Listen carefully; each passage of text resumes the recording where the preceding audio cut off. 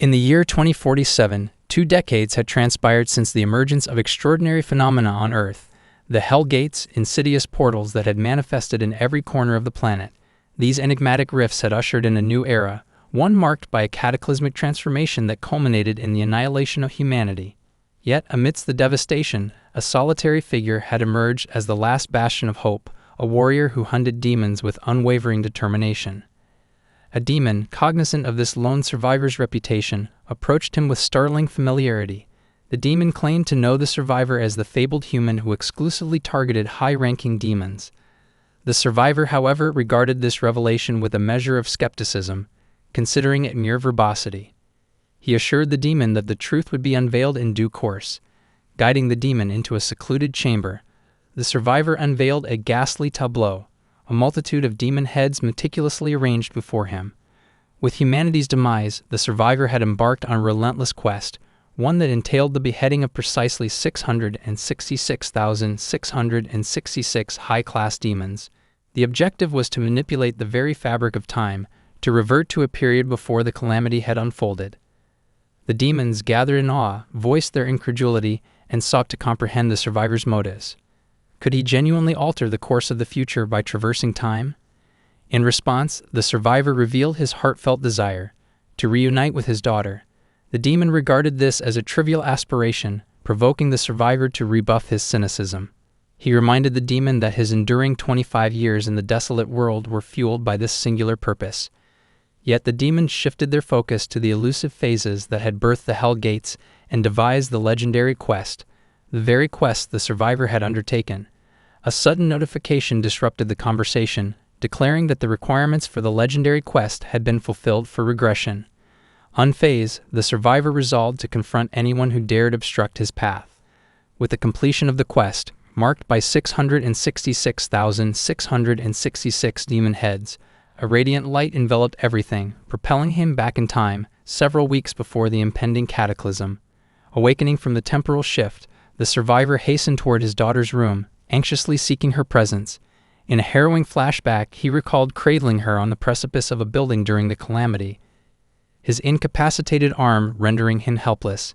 He prayed fervently, beseeching divine intervention to save his daughter. In a cruel twist of fate, a demon appeared beneath the building, ruthlessly ending her life before his eyes. Back in his daughter's room, he clasped her hand, overwhelmed by joy at her survival. As she stirred from slumber, he departed swiftly, unable to contain his tears, weeping silently outside her door. The survivor recognized the fleeting nature of this happiness. In a matter of days, the Hell Gates would reopen, irrevocably altering the world.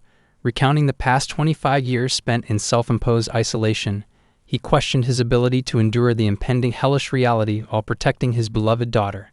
However, he sternly admonished himself against such introspection, acknowledging that he must persevere, even if it meant sacrificing his life to safeguard her.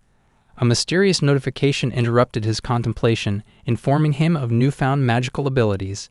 He had gained not only magic power, but also spirit magic and possessed level 1 spirit eyes. He marveled at the resurgence of his power, accompanied by the apparition of a spirit, the ethereal form of Suwa, his wife and his daughter's mother. Her spectral presence enveloped him, and he wondered whether these gifts were a consequence of the altered timeline or an inherent trait of a regressor. With a mere 3 days remaining until October 11th, the ominous date of the Hell Gates reopening, only a select few were privy to this impending calamity. The 8 prophets, chosen by the enigmatic 8 phases, and the 8 martial stars, heralded as humanity's saviors, were among those who understood the impending doom. Reflecting on the arduous memories of the past 25 years, the survivor contemplated the newfound possibilities that lay before him. He could now attain the accomplishments and rewards that had eluded him for so long, achievements comparable to those of the 8 martial stars and the 8 prophets. Stepping out into the world on October 8, 2022, a mere 3 days prior to the cataclysm, he descended into a hidden basement, the genesis of his new journey. Entering a familiar shop, he noticed a discrepancy. There was an unexpected presence. An elderly man sat before him, an incongruity in a world that should have been devoid of human life. The old man inquired about his intentions, prompting the survivor to express his desire for supplies. Abruptly, the old man underwent a nightmarish transformation, revealing his true identity as a demon. In a swift and brutal motion, he seized the survivor, forcing him against the wall. Intrigued by the human's presence, inquired about his purpose. Our protagonist calmly explained that he had come in preparation for the prophet's trial, having heard of its location. The demon expressed surprise at the knowledge that someone had been instructed to visit this place. Stranger still, the demon had information that the selection process was still ongoing from the higher echelons. Undeterred, our protagonist affirmed that he had arrived precisely for this reason: to stake a claim before the selection process concluded, determined to seize the coveted spots of the chosen ones. The demon, however, suddenly recalled our protagonist and burst into laughter, identifying him as the regressor who had vanquished a staggering 666,666 high-class demons. He found it astonishing that our protagonist had assumed they would remain oblivious to his actions, given that demons were privy to a wealth of knowledge, including his manipulation of the timeline. With a smug grin, the demon chastised our protagonist's audacity, implying that his regression had granted him a sense of invincibility. He cautioned our protagonist against meddling in the complex game orchestrated by the upper phases, emphasizing that such actions would only draw their ire. Determined to make a point, our protagonist commanded the demon to move his hand, and utilizing his newfound magical prowess, attempted to sever the demon's hand with a spectral sword. However, his body proved unprepared for the demanding feat, and he lacked the necessary arcane runes, limiting his capabilities. The demon, now in agony, let out a piercing scream. Our protagonist maintained his composure, asserting that the demon's knowledge was severely lacking. He reminded the demon that the phases themselves had sanctioned the events that led to his regression, a fact that rendered any consequences irrelevant. Incensed, the demon launched an assault, charging at our protagonist with fervor. However, the human effortlessly thwarted the attack, delivering a devastating blow to the demon's visage. Mocking the demon's seemingly ornamental head, our protagonist questioned if he truly comprehended the significance of being a regressor. He asserted that he had already fulfilled the demanding quest, having slain the required 666,666 high-class demons. This turn of events rattled the demon, a member of the yaka race who drew sustenance from the fear of other beings. He was confounded by the dread he felt in the presence of a mere human. Fearing a diminishing of his own essence, the demon inexplicably shrank in stature, much to our protagonist's satisfaction. Seizing the moment, our protagonist revealed the two primary reasons behind his arrival. First, he informed the demon that, per a rule established before the Hell Gate's opening, the representative race of the Yaksha would be prohibited from harming any humans. Second, he disclosed that he sought to rendezvous with a Yaksha named Ju Ryu in pursuit of a particular bundle. The demon struggled to comprehend the sudden revelation. He asked how our protagonist knew his real name, to which the human responded with a cryptic reference to their great connection. Infuriated, the demon inquired if our protagonist considered him a servant. The exchange grew tense, with our protagonist delivering an ominous glare that left the demon quaking in fear. Rising to the occasion, the demon produced a sizable pouch. Our protagonist's attention, however, was drawn to a notification, which unveiled a shop designed for the prophets. This shop offered a variety of tools such as swords and shields, though the prices were exorbitant. Realizing that he collected only one head per monster, our protagonist despaired at the impossibility of making a purchase. The demon, sensing the human's frustration, remarked that our protagonist lacked a reliable method for amassing demon heads. As a result, he would be unable to acquire anything substantial. Nevertheless, our protagonist's keen eye discerned an item of interest and demanded that the demon hand it over. Infuriated, the demon protested, questioning why he should gift it to our protagonist. The human pointed to a notification that indicated the item would be bestowed as a gift upon establishing friendliness with the Yaksha race. The demon balked, citing the grievous injuries he had sustained, including the insertion of swords into his arm and a slap across the face. Our protagonist, undaunted, withdrew the weapons and cryptically noted that he had now pulled the knife out for the demon. However, the demon, once again vexed, takes out money and tells him that it's 20 million won, and if he does well, he will give him 80 million more. Throwing the money, the demon scoffed at its value, given the imminent opening of the Hell Gates in just 3 days. Unfazed, our protagonist assured the demon that, in the coming days, those pieces of paper would become invaluable. He hinted at a pitch-black night 2 years hence, suggesting that the money would play a pivotal role in saving his life. The demon, utterly perplexed, struggled to grasp the concept, as paper money held little significance in his realm. Frustrated, the demon accused our protagonist of deception. In response, our protagonist delivered a powerful declaration. He explained that, although the demon might not grasp the value of these notes, he possessed the foresight to discern their worth. He maintained that in the human world, money held undeniable importance, even during the Hell Gate's looming chaos. The demon, agitated, questioned the authenticity of these claims. Our protagonist emphasized that he could offer no proof, but the choice to believe his words lay with the demon. He underscored the importance of making the correct decision, for in 2 years, the demon would regret not heeding his counsel. In the end, it was the demon's prerogative. Incensed and feeling belittled, the demon compared our protagonist to the Naga people, earning a sharp retort. Our protagonist admitted to having heard of them, further astonishing the demon. Infuriated, the demon demanded to know our protagonist's next course of action, cursing as he stooped to pick up the discarded money. Seizing the opportunity, our protagonist utilized the letter he had received as a gift from the demon. In a show of extraordinary power, he created a pathway leading to his destination, telling the demon that he intended to meet with the phases. With a mix of shock and fear, the demon watched as our protagonist departed. As they ventured deeper into the enigmatic portal, the demon chose to accompany our protagonist, much to the latter's curiosity. Inquisitive, our protagonist asked the demon about his motivations, questioning why he was shadowing his every move. The demon, however, responded with a hint of disdain, urging our protagonist to mind his own business. He explained that his presence was driven by a morbid fascination with the form of death our protagonist would ultimately encounter. Taking the opportunity to converse, the demon inquired about the source of our protagonist's knowledge regarding the prophet's test and the enigmatic rune language. He surmised that our protagonist's familiarity was derived from memories of his past life, and he speculated that our protagonist aimed to usurp the prophet's privilege at this very moment. The demon then raised a moral question, asking whether our protagonist felt any remorse for effectively stealing the prophet's rightful place. In response, our protagonist shared a story with the demon, recounting the tale of ghost whaled Choikwasu, an unparalleled entity among the 8 martial stars. This fearsome figure had command over numerous undead monsters and appeared almost immortal. Yet despite his formidable abilities, Choikwasu was ultimately deemed a menace, a psychopath that needed to be eliminated.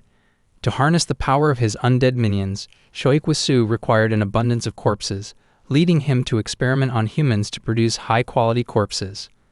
Our protagonist divulged that he, too, had been subjected to these gruesome experiments, a revelation that rendered him devoid of any remorse for his actions. Undeterred, the demon offered a word of caution. He reminded our protagonist that despite his grandeur in his past life, he was now an ordinary human and should tread carefully. The demon suggested that our protagonist may not fully understand whose domain he had entered, prompting our protagonist to affirm that he knew all too well. He had entered the domain of the one who had tormented him for 18 long years. A voice, seemingly disapproving of their intrusion, suddenly rang out, declaring our protagonist an unwelcome visitor. A notification materialized, announcing their entry into the lair of the tamer of the 7 snakes. The voice then directed its inquiry to the demon, Jiu-Ryu, asking why he had brought a human into this sacred space, as only the prophet was permitted entry. It sternly informed our protagonist that he did not bear the mantle of the prophet that had been selected. Quickly, the demon defended our protagonist, describing him as the regressor who had eliminated 666,666 high-class demons. The voice, however, responded with a sense of condescension, asserting that our protagonist had disrupted their grand scheme. It categorically denied our protagonist the title of prophet, deeming him unworthy. Our protagonist pushed back, suggesting that the voice personally evaluate his qualifications, especially when compared to the dubious choice of Choikwasu. Yet in the midst of this exchange, our protagonist was struck by a sudden memory, the haunting scene of his daughter's loss. The voice, seemingly amused by the recollection, burst into laughter, revealing that the regressor responsible for altering the timeline had been one of its loyal followers. Unperturbed, our protagonist took a decisive step forward, launching an attack to drive his point home. He severed a crimson wall, and Jiu-Ryu, the demon, looked on in astonishment at the display of our protagonist's newfound power. Seizing the moment, our protagonist declared that he was not the voice's follower and demanded to know the source of his extraordinary abilities. The voice, known as the tamer of the 7 snakes, approached, intrigued by the display of power. Our protagonist pondered the origin of this newfound strength, realizing that even the high beings didn't possess omniscience. He postulated that perhaps this power was a reward for his unwavering devotion throughout his arduous journey in the dystopian world. The tamer of the seven snakes, acknowledging the change in our protagonist's circumstances, expressed a deep appreciation for his progress. He had previously considered the attainment of the title of the Observer of the Sun and Moon as a trivial achievement.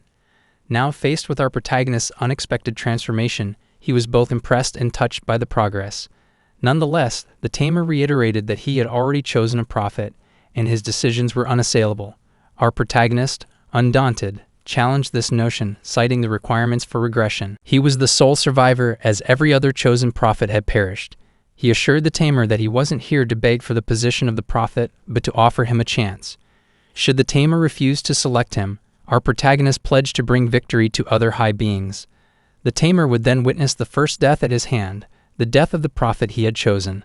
The demon, Jiu-Ryu, interjected, urging our protagonist to temper his tone. The tamer, angered by our protagonist's audacity, threatened to end his life on the spot, warning of the dire consequences he would face by becoming the common enemy of the high beings.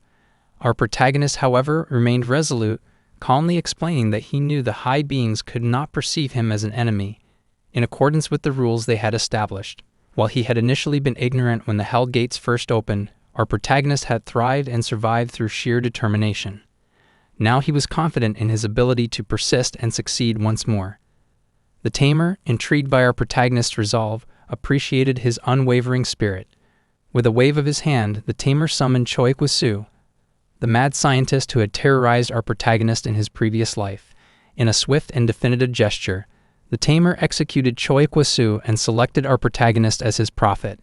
A brilliant blue magic circle materialized beneath our protagonist, and a notification informed him that he had become the prophet of the seven snakes, now vested with the prophet's privilege, which included access to the wrapping of the snake storage. In the narrative, the tamer led our protagonist to the fabled snake treasure house. Within its confines, the tamer informed the protagonist that they could unlock the copper door and take any item they desired from within. This privilege was granted to the prophets, who held the responsibility of guiding the people during the carnival that was about to commence. However, the protagonist, in a moment of unexpected audacity, remarked to the tamer that the trials they were experiencing were akin to a carnival for them. The tamer, with a wry smile, corrected the protagonist by stating that it wasn't a carnival for them, it was Jor. This enigmatic term left the protagonist intrigued and contemplating the potential opportunities presented by this new phase. As the duo ventured beyond the copper door, the protagonist, whose name was Namyung, noticed that Jiu-Ryu, their loyal companion, appeared physically shaken by what lay before them. The duo exchanged words in a seemingly casual manner, as if the extraordinary sights and experiences were a regular occurrence. However, Namyung's actions hinted at a deeper motivation. A while later, they emerged from the room, and Namyung summoned Jiu-Ryu to accompany him, signaling their departure. Curiosity getting the better of him, Jiu-Ryu asked Namyung about the events within the room. Namyung revealed that he had acquired a legendary item, Monarch Lyric's headpiece. This headpiece was a relic, belonging to the most arrogant king in history. It bestowed great strength upon the wearer, but it came at a cost, primarily tied to the wearer's past sins. Jiu-Ryu, puzzled by Namyung's choice, wondered aloud about the kind of equipment he would select. Namyung's choice, the headpiece, was entirely unsuitable for a living person, hinting at a deeper plan. Jiu-Ryu complimented Namyung's talents, prompting Namyung to inquire about Jiu-Ryu's own belongings. Jiu-Ryu revealed a surprising stash of 100,000 heads acquired from the Master of Snakes. This exchange, while generous, hinted at a significant price paid for these heads. Namyung clarified that the heads came from Jor. While Jor's gifts were valuable, they came with a price, even for seemingly insignificant items. Namyung's revelations left Jiu-Ryu in shock. Namyung explained that he hadn't paid Jor anything, but rather he had paid. It was a precautionary measure, as Jor was concerned that Namyung, a regressor, would become a target for other prophets. Thus, Jor had entrusted him with these heads as well as a quest, akin to the feat of regressing, involving the slaughter of 666,666 demons. This quest was known as a Red Wax Quest, a legendary grade challenge, with a hidden quest called Seven Serpents Incarnation, also now part of Namyung's arsenal. Perplexed, Jiu-Ryu struggled to comprehend the significance of Namyung's acquisitions. Namyung, sensing Jiu-Ryu's distraction, requested him to hand over his pouch, snapping him back to attention. Namyung instructed Ju-ryu to obtain an unstable sword, at least of rare grade, using the heads he possessed. Ju-ryu presented 2 rare swords, the Widow's Eye sword and the Executioner's beheading blade. Namyung, uninterested in their backstories, chose the Widow's Eye sword and opted to purchase a bag with the remaining heads. Ju-ryu willingly provided the bag, and Namyung was surprised by the ease with which Ju-ryu parted with it. Ju-ryu explained that disposing of objects with deep histories was a headache for him, but he believed that their friendship was worth more than a mere bag. Namyung inquired about the time, and Ju-ryu informed him that it was 3 o'clock. Satisfied with the time, Namyung commended Ju-ryu for his work and assured him that he wouldn't be late. Ju-ryu, still curious about Namyung's intentions, wondered what he was planning to do next. Namyung's purchase of the sword suggested a hidden agenda, but Ju-ryu couldn't fathom his friend's true motives. Smiling cryptically, Namyung revealed that he needed to retrieve his daughter. Ju-ryu, taken aback, struggled to process this unexpected revelation. Namyung bid him farewell, leaving Ju-ryu in puzzlement. Over the next 2 days, in anticipation of the opening of the Hell Gate, Namyung intended to spend time with his daughter. They would go shopping together and engage in playful activities, seeking a moment of normalcy amidst the chaos that had consumed their lives. As the day approached, Namyung's daughter excitedly mentioned the significance of the day her father had spoken about. As she tied her shoes, Namyung asked her if she believed what he told her. She tells him yes, of course, because she is always on her side, and they move out. Then the scene shifted to a cemetery where people were strolling. Here, Namyung encountered his friend Manhwa. After exchanging pleasantries, Namyung inquired about Somin, his daughter, and learned that she was sleeping in the car due to the long journey from Seoul. Manhwa expressed regret for not having visited them, but Namyung revealed that he had let Somin sleep deliberately, as the day ahead would be anything but pleasant to witness. Manhwa, assuming Namyung was referring to his own appearance, tried to lighten the mood by making a joke. However, the sudden change in the sky's color and the panic among the people abruptly ended their banter. Manhwa urged Namyung to seek safety, but he was horrified. Namyung, with an air of grim determination, announced his intent to eliminate each and every one of them. In a sudden and terrifying turn of events, hordes of goblins emerged from mysterious portals, throwing the once calm scene into chaos. Panic gripped the crowd as people fled for their lives, desperately seeking refuge from the menacing goblin invasion. Amidst this turmoil, Myung turned to Namyung, his voice laced with urgency, and advised that they needed to flee immediately. Namyung, however, cast a resolute glance back at Myung, and with a steely determination, he uttered words that would echo in Myung's memory. "Let's survive together this time." Without further ado, Namyung executed a remarkable feat, dispatching the goblins in a single, formidable strike.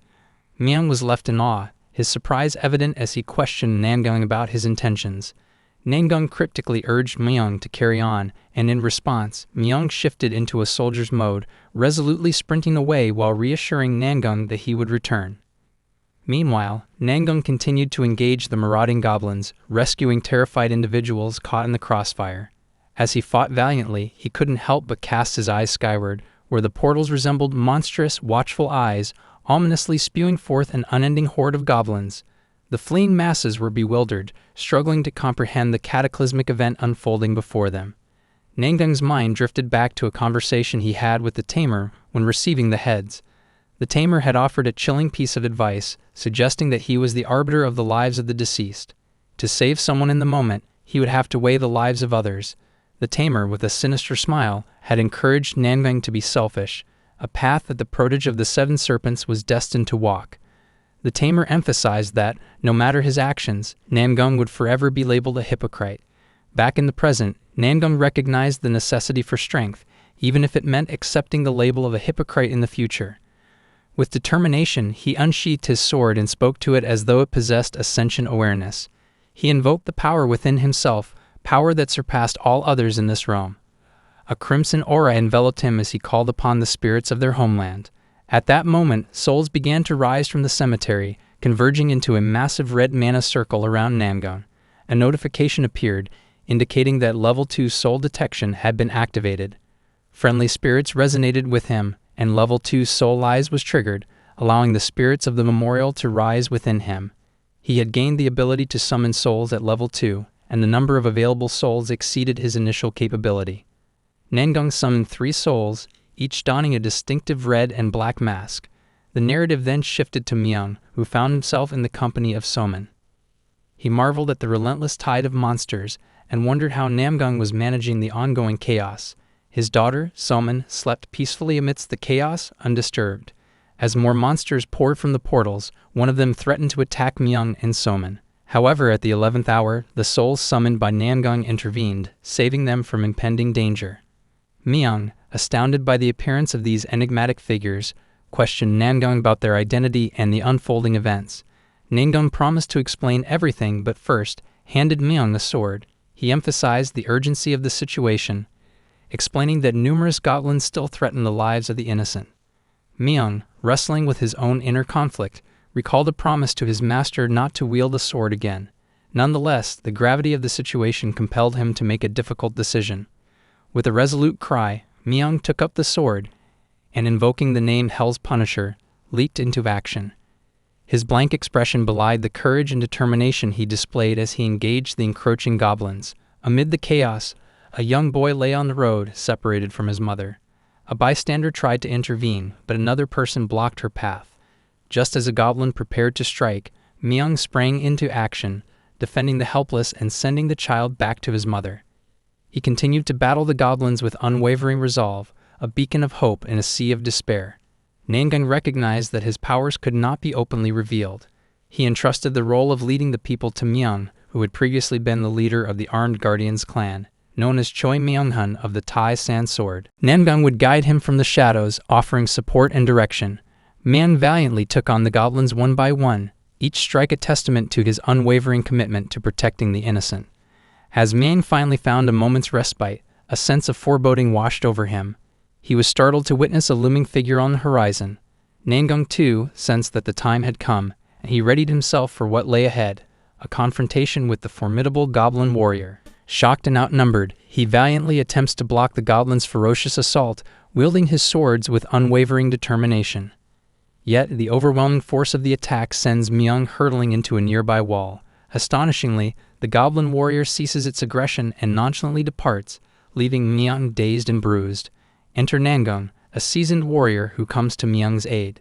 Namgung provides solace, confirming that Myung's bones remain unbroken and his injuries, though severe, are not life-threatening. Myung, his curiosity piqued, questions the nature of the monstrous adversary and why it abruptly withdrew from the confrontation. Namgung's response unveils a chilling truth.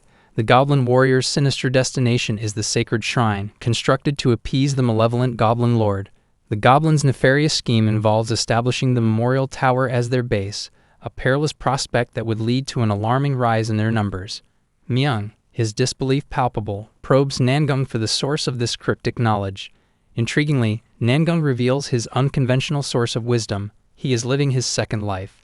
Impressed by the seasoned warrior's resilience, Myung acknowledges that this undertaking may seem tedious given his prior experience. Eager to expedite their mission, Myung urges a swift resolution. Nevertheless, Namgung counsels patience, emphasizing that vanquishing the goblin warrior is merely a prelude. To foil the goblin's grand design, they must confront the true puppet master, the goblin lord. Concealing themselves behind a protective barricade, Myung and Namgung finally lay eyes on the menacing goblin warrior. Myung, his thoughts drawn to Somin's safety, inquires if she remains unharmed. Namgung reassures Myung, revealing that he has placed her into a deep slumber and intends to summon spirit soldiers to safeguard her well-being. With a sense of foreboding, Namgung marshals the spectral army, offering Myung cryptic glimpses of the mysteries yet to unfold. With a daring maneuver, Namgung hurls a dagger at the goblin warrior, piercing its eye and shattering its equilibrium. Seizing the opportunity, Namgung wields needles charged with a crimson aura, plunging them deep into the goblin's hand. At his command, Myung catapults through the air, blade in hand, and attempts to decapitate the towering foe. To their astonishment, the blade's edge fails to penetrate the goblin's reinforced neck. Myung, confounded by this supernatural fortitude, seeks an explanation for the deadly poison dart's origin. Namgung discloses their provenance, the underground marketplace of Olji Street. With a growing sense of urgency, Namgung impresses upon Myung the need for a swift dispatch of the goblin warrior to prevent further interference by its kin. As the goblin charges, sword swinging menacingly, Myung and Namgung adroitly evade its strikes. In response, Namgung hurls more poison darts, which find their mark in the goblin's chest, inducing an excruciating paralysis. Seizing the opportune moment, Namyung brings his blade down in a single stroke, vanquishing the colossal adversary. Namyung, drained and aching from the strenuous battle, reflects on the incredible resilience of the goblin's bone structure. Namyung, however, warns Namyung against lowering his guard, emphasizing the impending confrontation with the Goblin Lord. As the moment arrives, a disquieting revelation surfaces. The Goblin Lord is conspicuously absent. Just as the Goblin Lord prepares to pounce upon Namyung from behind, Namyung's frantic cry resonates through the tumultuous battlefield. In the nick of time, a spirit soldier materializes to shield Namyung before vanishing into nothingness. Namyung surmises the ephemeral nature of the spirit soldiers is due to their limited growth potential. An urgent notification informs them that only 2 summoned spirit soldiers remain.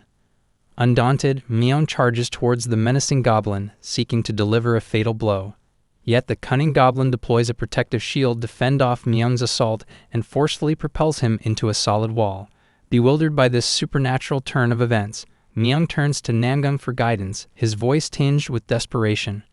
Namyung implores Namyung to persist, to overcome the seemingly insurmountable goblins. Drawing a curious sword, Namyung instructs Namyung to wield it and place his trust in its enigmatic power. Baffled, Namyung seeks clarification, prompting Namyung to disclose the sword's cursed nature. It harbors a sentient soul bound to it. Moreover, Namyung underscores the criticality of not relinquishing the weapon under any circumstances. A notification interjects, indicating that the Eye of the Soul has advanced to level 2. Embracing the mysterious sword, Namyung becomes cloaked in a crimson aura, astonishing the goblins with his newfound powers. As the goblins charge with unrelenting force, Namyung unveils a formidable artifact, the Demon Hunter's Silver Blade, a first-ranked magical implement. With uncanny precision, he hurls it at the goblins, triggering a cataclysmic explosion that decimates their ranks. With time slipping away, Namyung urges Namyung to press on. The crimson aura now envelops Namyung, a sign of a successful communion with the executioner's soul. With unparalleled agility, Namyung soars into the sky, propelled by the crimson aura, and delivers a devastating strike that fells the Goblin Lord with a single resounding blow. A notification emerges declaring the Goblin Lord's demise. The consequences of this climactic victory are profound. A reward notification promises gratuities to all participants within a 150-meter radius, with special recognition for Namyung as the pivotal influencer. Treasure chests materialize before him, hinting at untold riches. Namyung, bewildered by this sudden windfall, turns to Namyung for insight. Namyung elucidates that the loot is Namyung's alone to claim, delineating the bounteous rewards, including the Goblin Lord's ornament, the Goblin Lord's favorite, and the bracelet of the Goblin Lord. Namyung contemplates sharing some of the riches with Namyung, but the seasoned warrior declines the offer. Among the riches, a particular item captures Namyung's attention, the Goblin Lord's heart. This rare artifact resonates with the Goblin Lord's magic, bestowing the ability to wield magic upon consumption. Magic users would also experience a substantial boost in their mana reserves. Namyung recognizes the value of this item, but humbly acknowledging their lack of magical prowess, defers to Namyung's counsel. The seasoned warrior envisions selling the artifact for a princely sum when the second Hell Gate opens. However, an unexpected complication arises when Namyung attempts to stow the heart in his pocket. A notification prompts him to explore potential recipients, revealing a novel facet of this fantastical realm. Despite their shared lack of magical talent, a suitable candidate is pinpointed, and the heart, encased in a cerulean aura, hurtles through the air to Namyung's slumbering daughter, Soman. A notification elucidates the incredible significance of this transfer. Soman's magical potential is classified as legend grade, a revelation that leaves Namyung profoundly astonished. Namyung is left reeling, his disbelief palpable as he comes to terms with the revelation of his daughter Soman's remarkable magical disposition. The idea of such an extraordinary gift for magic leaves him astounded, but it is a bittersweet recognition. He acknowledges that Soman's unparalleled magical potential, classified as legendary grade, comes with an immense burden. The weight of her destiny is not lost on Namyung, for he knows that great power inevitably demands great sacrifices. Namyung, observing Namyung's internal struggle, offers a choice. He suggests that Namyung has the option to withhold awakening Soman's magic, a path that would shield her from the brutal realities of battling against formidable monsters. Namyung further implores that even amidst a world sliding into chaos and darkness, The children must preserve their innocence and happiness, surpassing the trials of the adults who fight to protect them. Just as they engage in this solemn deliberation, Somin awakens, her eyes falling upon both Namyung and Myung. Myung, with a warm smile, notes her growth since their last encounter and playfully suggests a ride on an airplane. However, Somin, keen to assert her maturity, dismisses the notion, instead focusing on the grim situation unfolding on Earth. She is horrified by the destruction that surrounds her, and her shock is evident. She demands an explanation from her father, wondering why he didn't fulfill his promise that they would face these challenges together. Namyung, filled with remorse, offers a heartfelt apology to his daughter. In the midst of this emotionally charged moment, a distressed child approaches Somin, seeking her help and solace. The young boy reveals that his mother fell victim to the monstrous terrors that now haunt their world. Tears stream down his face as Somin tenderly embraces him, seeking to offer whatever comfort she can. Myung, watching Somin's remarkable compassion, remarks on her unexpected bravery for someone her age. Namyung, however, attributes her courage to her mother rather than himself, revealing a deep sense of inadequacy and recounting a time when fear overcame him. Myung interjects, asserting that a father's protective instincts often dictate such actions. Somin persists, pleading with her father to let the young boy accompany them. However, Namyung, rationalizing that the shelters during the impending Great War will provide greater safety, declines her request.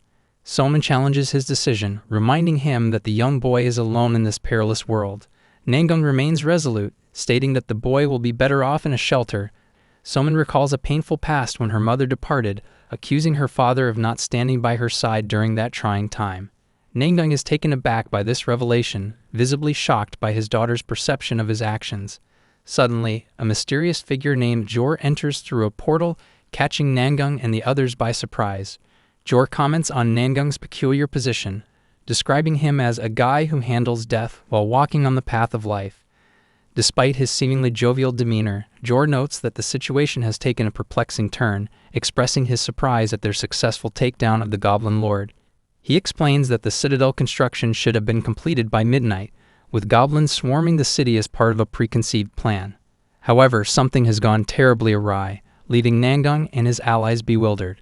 Namyung, struggling to grasp the implications of Jor's words, questions the logic behind the authorities' objections to his utilization of patriotic souls and the powers of ancient gods and heroes.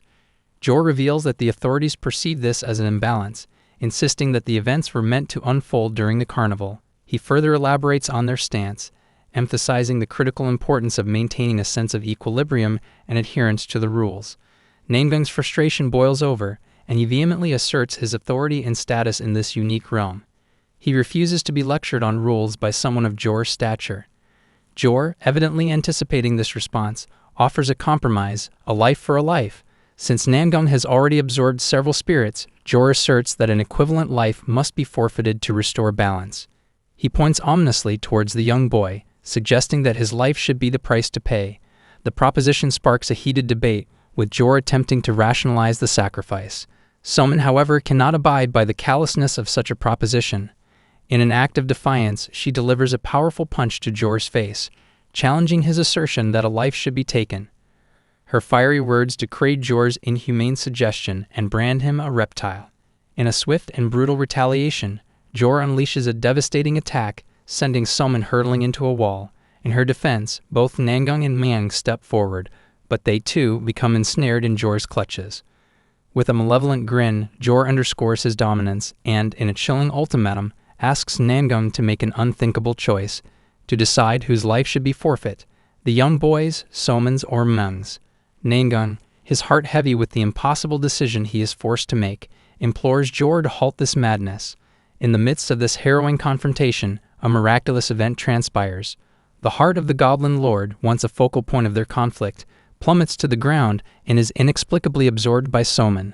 Jor watches in fascination as Somin's magical transformation unfolds before his eyes. A notification appears, indicating that a fragile soul is comforting Somin. The spirits of her mother manifest behind her, contributing to her awakening. Her magical traits undergo a profound transformation, with her left eye taking on a striking crimson hue. Her magic is revealed to be perception magic, a revelation that shocks Namyung to his core. In an astonishing display of her newfound power, Somin conjures a colossal sphere of mana, and hurls it directly at Jor. Jor effortlessly absorbs the immense mana unleashed in her attack, demonstrating a formidable control over the mystical arts. He marvels at Soman's utilization of mythical-level magic and acknowledges that he has encountered someone even more intriguing than himself. However, Soman's magical prowess takes its toll, and she collapses, overwhelmed by the staggering power she has harnessed. Jor discerns that perception magic exacts a substantial drain on one's mana reserves, especially for a young child like Soman, whose awakened abilities are still in their infancy. Namyung, watching in growing concern, vehemently protests as Jor attempts to use his magic on Soman. He warns Jor not to touch his daughter, pledging severe consequences if any harm befalls her. Jor reassures Namyung that he has no intentions of harming Soman and insists that he is merely trying to help. As he employs his magic to assist her, Jor cryptically hints that Soman has attracted the interest of the higher beings. This attention from the higher phases might ultimately lead to the resolution of their ongoing dispute. Namyung cradles his unconscious daughter, appreciative of the possible safeguard that has been cast over their predicament. Jor imparts a final piece of advice, instructing Namyung to ensure Soman's protection from the high beings who covet her. Namyung, in a bold move, suggests that Jor should reciprocate the protection. Jor responds by tossing a red sphere toward Namyung, a valuable item meant to be obtained only after the goblin castle's completion. He reveals that this item was originally intended as a reward for Namyung at the next carnival, but Jor seized it from the higher beings to deliver it to him personally. Jor emphasizes his instrumental role as Namyung's contracted god and issues a warning. As he prepares to depart, Jor assures Namyung that he will continue to watch over him, emphasizing that his survival is crucial for the fulfillment of their shared goals. Soman eventually awakens, finding herself in a car. Namyung informs her that she had succumbed to mana overload and momentarily lost consciousness. Soman, filled with curiosity, inquires about the fate of the boy they rescued. Namyung reassures her, revealing that the boy's father, Hosung, has been safely taken to the Daejeon shelter. Soman, agitated by this decision, begins to pick at her father's hair while questioning their course of action. Namyung explains the rationale behind their choice, stating that the boy would be more secure in the shelter due to the comprehensive defense measures implemented by Jin Sugyuk. Jin Sugyuk, known to Namyung from his previous life, is regarded as a trustworthy individual, and thus they need not worry about Hosung's safety. Intrigued, Soman inquires about their destination. Namyung reveals that they are headed to Seoul. He explains that a new dungeon has opened following the closure of the first Hell Door, and it is imperative that they obtain the dungeon's reward to avert an even more catastrophic disaster. Namyung, seeking clarification, asks Namyung if he is considered a prophet, a person chosen by higher beings. Namyung confirms this and emphasizes the need for them to grow stronger as they continue their journey through the nighttime roads. While en route, they receive disconcerting news via the car radio about a traffic blockade on the Paju Expressway. Namyung contemplates their alternate route when an unexpected impact strikes the car's front mirror, forcing them to halt. Namyung, suspecting the presence of leftover goblins, steps out of the car, and the impending danger becomes evident as a goblin prepares to attack him from behind. Before it can strike, an unknown archer takes down the goblin with a well-aimed arrow. The group discovers a young boy with a bow and arrows, and Namyung cautiously approaches him, urging him to lower his weapon before initiating a conversation. The boy, Jun Gyeongin, admits to being the archer who neutralized the goblins, impressing Namyung with his skill in targeting vital points at midnight. Namyung thinks an ordinary citizen who killed 5 monsters using just one bow and someone as talented as this boy. Namyung thinks he might have encountered him in his previous life, and asks the 4 about his name. The boy's name is Jun Gyeongin. Namyung asked Jun what is he doing here as everyone was told to stay at home by broadcast. Jun tells him he needs to go to Seoul as his father is in the hospital there and he can't get in contact with them at all. Namyung now understands the reason why he didn't meet this kid in his previous life, as a talented magician like his daughter Soman can't even survive. Stove tells the boy to go home as he won't be able to journey using that bike, he will die definitely. Jun tells them to please let him ride with them till Seoul, and he makes sure to pay them back as well. Namyung finds it's interesting now, as the boy Jun gives them a crystal that he got by killing the goblins. Namyung takes the stone from Kid's hand, but Namyung thinks something wrong as this stone should not be appearing now. The stone is a rune that bolsters one's stats, a prized item in a carnival where runes are rare. Jun inquires about the stone's rarity, leading Namyung to question its origins. Jun discloses that he obtained the stone from the goblins. There are 2 types of strength that a human gains in the carnival, First one is nature, and the second one is stats. Nature are special talents that are expressed from birth, and on the other hand stats are a power that anyone can acquire through raising them. These runes are unique items that enhance these stats. Naturally, runes are highly sought after, but the odds of obtaining one from a monster are dismal, and thinks there is a chance that they could drop from a goblin. John asked Namyung, "Is this stone is rare?" Then suddenly Namyung realized which maybe this wasn't by luck, and he asked John from where did he learn archery. John tells him that his father is a former national representative that taught him, although he is currently bedridden due to an accident. John tells his father's name is Tiho. Namyung thinks of course he is the son of the athlete John Tiho, as in the previous life Tiho was a rune master and possessing an exceeding rare nature, shared only with Annalian. Then clans worldwide vied to recruit him, but Teo had been in coma for 7 years following an accident. And as everyone clamored to awaken him, Saintest Arrow, one of the 8 martial stars, spent a lot of money to use an elixir. However, despite her title, she did sinister deeds behind the scenes, like killing Tahoe for refusing a clan's offer. But this time things will be different cause of Namyung.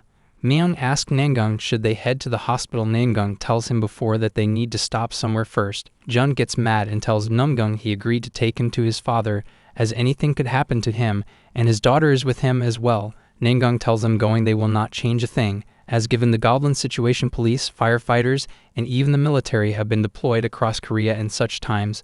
They will prioritize stabilizing medical facilities, which means that the hospital would be a safer place than roads like this, and it's better for them to gather heads as going there won't make a difference. Jun asks Namyung what does he means by that. He tells him they can revive their father using an elixir. Jun tells them the elixir cost around 400,000 heads, and there is nowhere else to amass to get that amount quickly. Myung tells him that he is a lucky one as right now they are on their way to a dungeon. Someone tells John that it's her dad's second life, so he knows what best for them. John still doesn't believe them and asks them even if they gather all the heads where will they but the elixir from. Namyung tells him he will find out soon.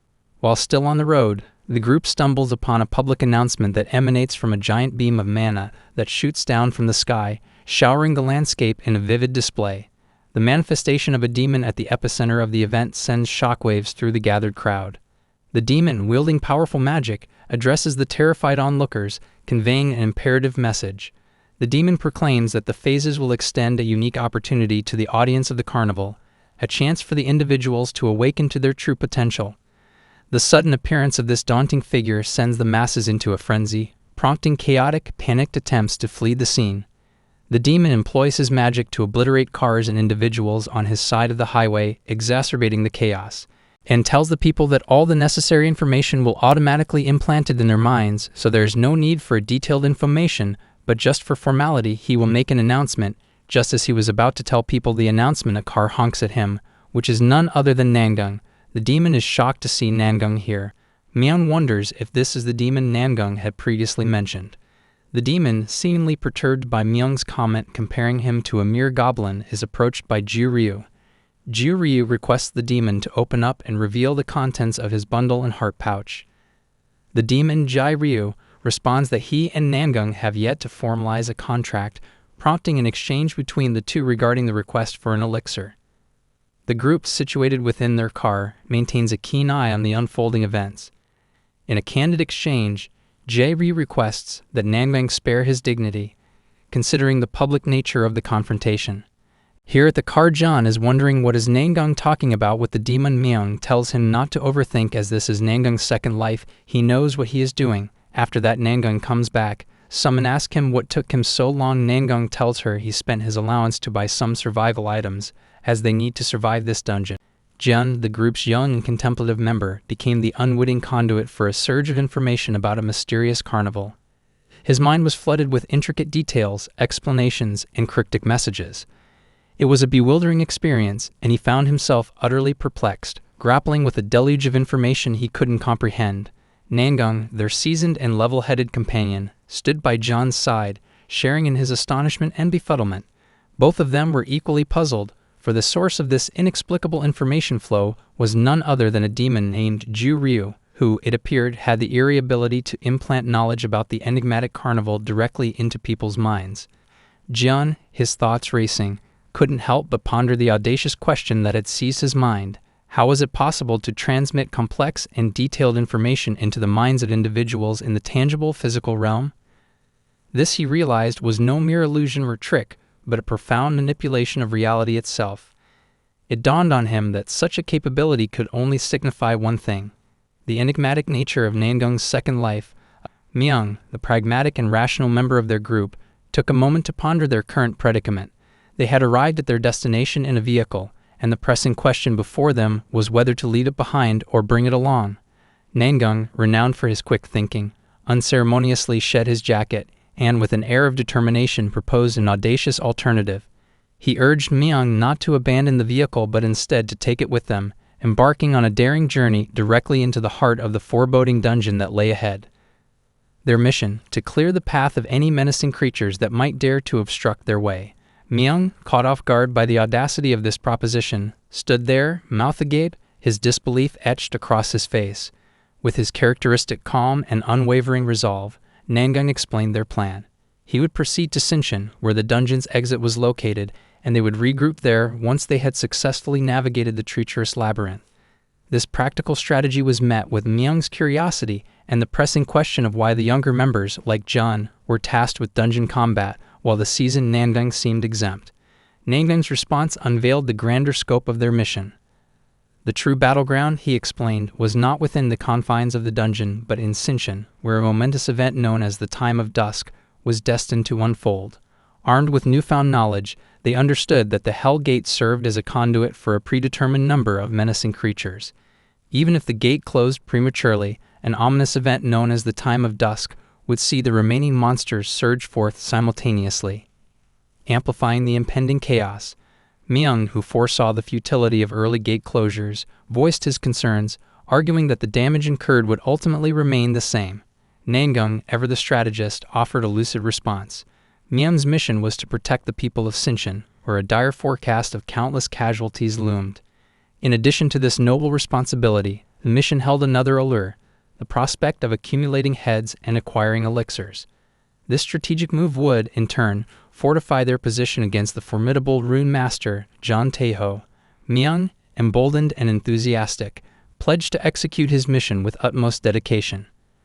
With their plan in motion, the group pressed forward, venturing deeper into the enigmatic depths of the dungeon. Inside the cavernous passages, John encountered a revelation that left him astounded.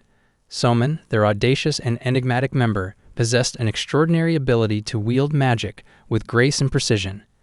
This discovery marked a profound departure from the familiar reality he had known, casting a bewildering aura over their unfolding adventure. Unable to contain his intrigue, John sought to fathom the source of Somin's remarkable calm in the face of the daunting reality that now surrounded them. How could she navigate the presence of zombies, those harbingers of doom, with such serene composure? Somin's response was both lighthearted and illuminating, a result of exposure to zombie-themed movies and video games. These creatures, she explained, no longer held the terror they once did for younger generations. John, humbled by this insight, confessed that he wasn't particularly inclined toward gaming. Somin, with a nonchalant confidence, revealed her aptitude for such games, implying that the dungeon presented a manageable challenge for her. Her casual self-assurance was met with Namyung's cautionary reminder not to overexert herself. She had once suffered an overload, and the memory of that experience loomed as a cautionary tale. As their exploration continued, a menacing horde of zombies emerged, casting an ominous shadow across the group's path. John, with steely precision and unwavering focus, exhibited an uncanny knack for headshotting the advancing undead. Namyung, marveling at John's skill, tentatively inquired if he had once harbored aspirations of becoming a professional athlete like his father. John, always a paragon of modesty, swiftly dispelled the notion. He had only recently embarked on archery practice. His newfound skill had crystallized during an encounter with a goblin, a moment that had imbued him with a profound sense of accomplishment. Namyung couldn't help but ponder the implications of John's transformation. Given his lineage as the son of a rune master, Namyung had anticipated that John's talents would be closely linked to runes. With curiosity piqued, he asked John about any additional changes he might have observed. In response, John revealed that something profound was indeed unfolding within him. He couldn't yet articulate the full extent of these changes, but he pledged to confide in Namyung when he had a more precise understanding of his evolving abilities. Amid the maelstrom of discovery and danger, Soman's sharp eye caught sight of a tantalizing treasure chest. Her excitement bubbled over as she made a spontaneous decision to investigate the chest, her determination unwavering. However, the unfolding events would take a shocking turn. Namyung, recognizing the danger and acting with utmost urgency, shouted for Soman to halt, but she remained undeterred. Deaf to his warnings, she pressed forward, her determination overriding any misgivings. Namyung, informed by his memory of their past lives, knew that a trap lay hidden within the dungeon's recesses. In a swift, calculated move, he ordered John to shoot an arrow at the chest, hoping to neutralize any potential hazards. Jian, rising to the occasion with speed and precision, unleashed his arrow. The projectile soared over Soman, striking the chest with incredible force. The impact yielded an enormous explosion, filling the chamber with smoke and chaos. As the lingering smoke cleared, the group anxiously sought confirmation of Soman's fate. What they beheld was a reflection of the young woman, her visage emerging unscathed from the smoke. Her hair was ruffled, but she stood among them, safe and unharmed. Namyung, overwhelmed with relief, approached Soman, his eyes filled with gratitude. It was clear that John's quick thinking had saved her from a potentially catastrophic encounter. This revelation was nothing short of a chilling reminder of the perils that lurked in their path. John, still reeling from the close call, couldn't help but voice his shock and frustration. He argued that such vital information should have been disclosed in advance, sparing them from the precipice of disaster. Soman, ever the voice of levity and resilience, offered a casual response to the tense situation. Despite their narrow escape, she maintained her good spirits. Namyung, the pragmatic leader of their expedition, swiftly intervened to refocus their attention.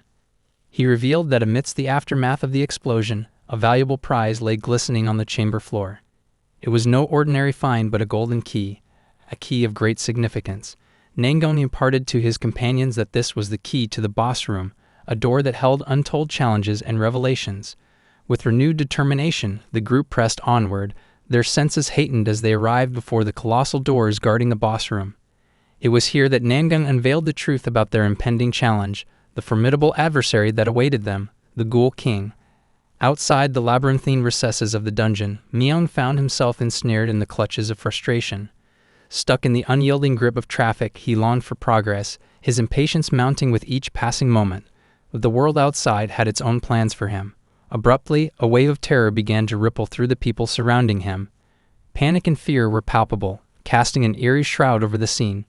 Namyung, unable to remain passive, emerged from his vehicle, compelled to investigate the source of the chaos that gripped those around him. What he witnessed would shatter the boundaries of his comprehension. The time of dusk, an enigmatic and foreboding phenomenon, had descended upon their world.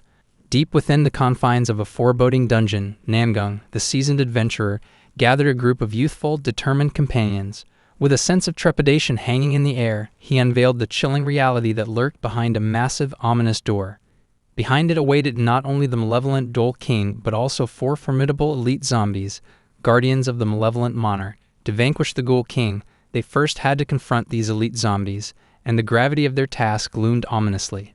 Soman, the group's ardent mage, couldn't help but voice her concerns. But she doubted they would suffice to dispatch these formidable foes. In response to her uncertainty, Jian, the group's ever-confident archer, he proposed that through coordinated teamwork and sheer determination, they could systematically dismantle the zombies, one by one. However, the experienced Namyung interjected with a disheartening truth. Even if they succeeded in defeating the elite zombies individually, the Ghoul King possessed an unholy power of resurrection, capable of reviving the fallen zombies endlessly. Thus, their victories would be short-lived, and their efforts ultimately futile. Soman, ever resourceful, inquired about a mysterious item that Namyung had acquired from a demon, a potential key to their predicament. Namyung revealed the existence of Paladin Ral's pendant, a powerful artifact designed to slow down the reanimation of the zombies. While this revelation brought a glimmer of hope, their true challenge lay in preventing all 4 elite zombies from returning simultaneously. This proved to be a daunting task, leaving their path to victory shrouded in uncertainty. Meanwhile, outside the dungeon, the relentless chaos of battle unfolded. Valiant soldiers confronted menacing foes on the front lines, their leader, in a desperate plea for assistance, engaged in a tense conversation over the phone. He implored for urgent air support to quell the relentless goblin threat. However, the voice on the other end of the line issued a disconcerting question. Were there any survivors in the vicinity? The soldiers reported that they had already conducted thorough scans with heat detectors, revealing no civilians at the summoning point. Urgency gripped the leader as he stressed the necessity of immediate action. But the voice on the phone sounded a cautionary note. Even in the absence of survivors, they cautioned that the media might find something to exploit, placing blame on the military for the city's destruction. They urged the leader to be mindful of public opinion, as if the lives of their soldiers were expendable in the face of reputation. Enraged, the leader flung the phone aside, questioning the callousness of their superiors. Amid this turmoil, a new development emerged. Soldiers on the scene alerted their captain to an approaching vehicle.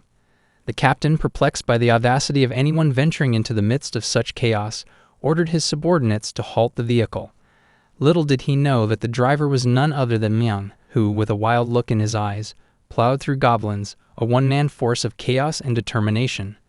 Back within the dungeon, the formidable boss room unveiled itself before their eyes, revealing the menacing quartet of elite zombies and the imposing ghoul king. Namyung, his voice resolute, instructed the young heroes to prepare for the ensuing confrontation. His loyal spirit soldiers charged headlong toward the zombies, igniting the battle. Summon, with her mystical prowess, confronted one of the zombies, engaging it in a deadly dance of power. Jian, displaying unparalleled agility, deftly evaded a zombie's attack, his arrows finding their mark. As one arrow struck true, embedding itself in a zombie's head, it crumpled to the ground. In the ensuing chaos, the spirit soldiers joined the fray, making short work of another zombie. The scene shifted as Namyung seized the moment to wield Paladin Rawl's pendant, dispatching the first of the elite zombies. However, their attention now focused on the remaining three. An eerie silence hung in the air as the Ghoul King remained curiously uninvolved. Suddenly, the Ghoul King's voice resonated through the chamber, a cryptic utterance that left John baffled. Soman, with an uncanny understanding, repeated the king's ominous directive.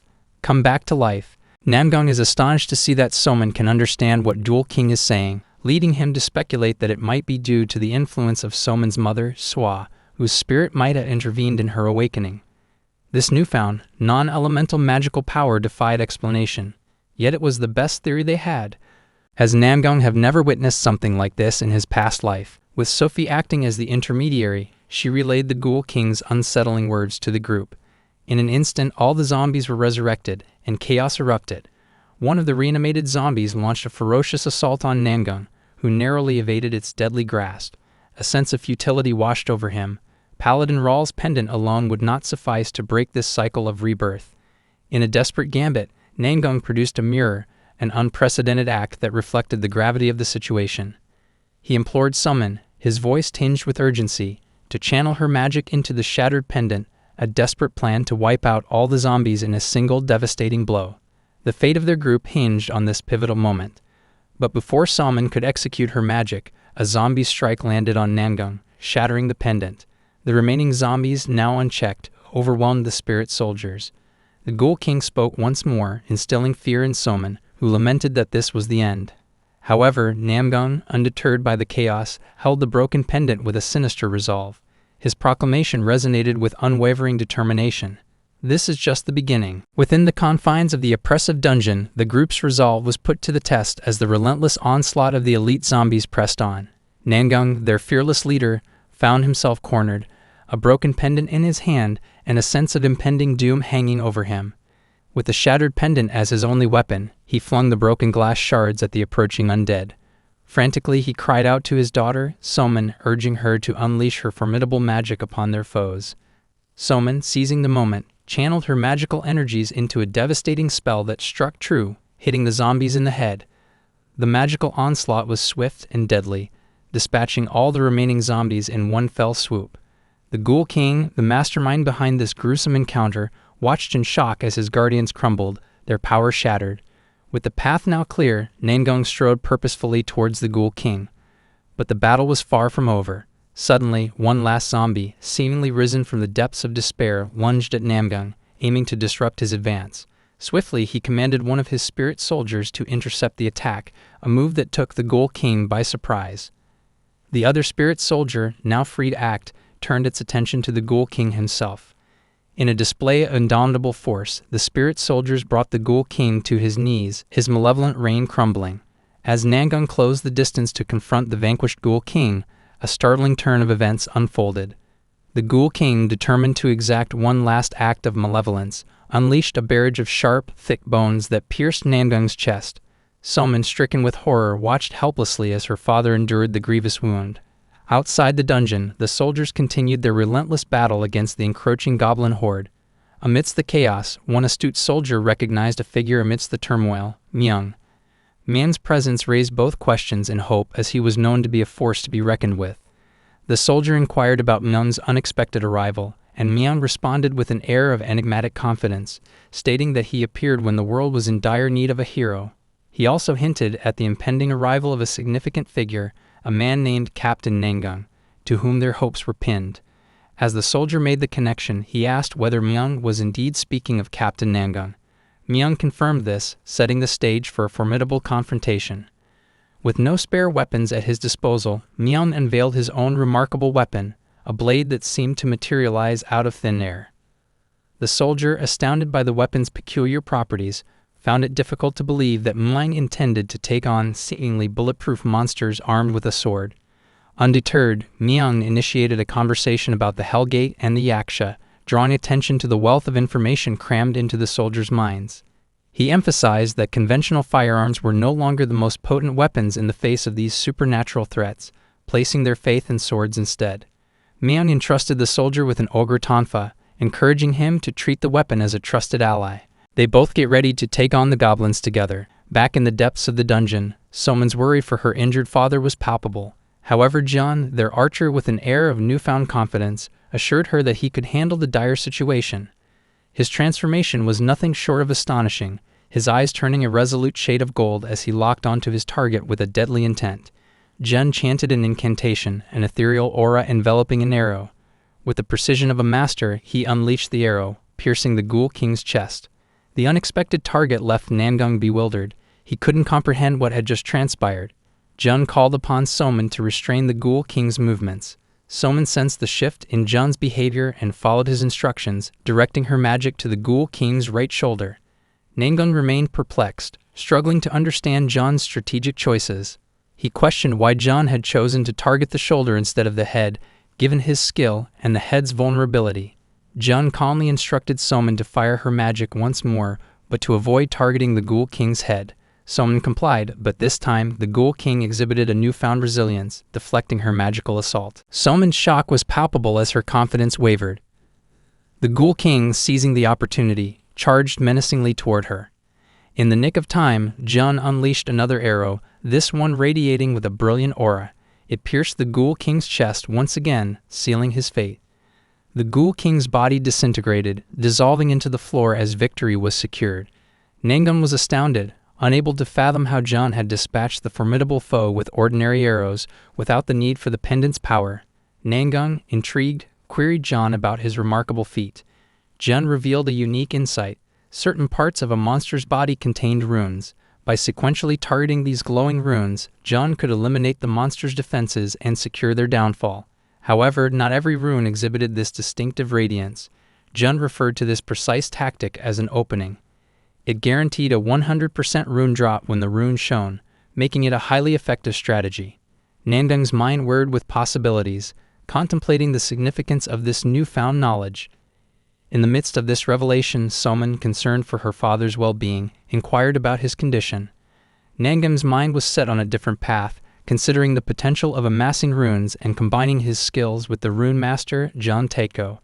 With such a formidable companion by his side, he harbored the hope of unlocking a wealth of possibilities and achieving new heights of power. As if to answer his hopes, a treasure chest materialized before them. Somin's eyes sparkled with anticipation, hoping that this time the contents would prove to be the ultimate reward they had sought. With a mixture of excitement and trepidation, they opened the treasure chest, triggering a notification that proclaimed the reward batch chest had been granted. This development sent a shiver of anticipation down Namyung's spine, a whisper of destiny in the air. This was no ordinary chest, it held the promise of something extraordinary. The adventurer's journey took an unexpected turn as a notification emerged. It boldly declared that they had obtained the coveted Ghoul King's silver, an impressive sum of 1,500 heads. These heads could be bartered through the enigmatic proxy clan, or even traded among the select few who had been fortunate enough to receive this unique reward. But there was more to their fortunes than just the silver. The adventurers had also reaped a bountiful harvest of 15,000 heads and the elusive Ghoul King's gold.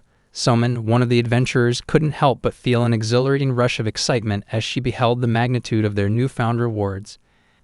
Amidst the jubilation, John, another member of the party, found himself contemplating an enigmatic artifact. A peculiar glove, imbued with an eerie green aura, had found its way into his possession.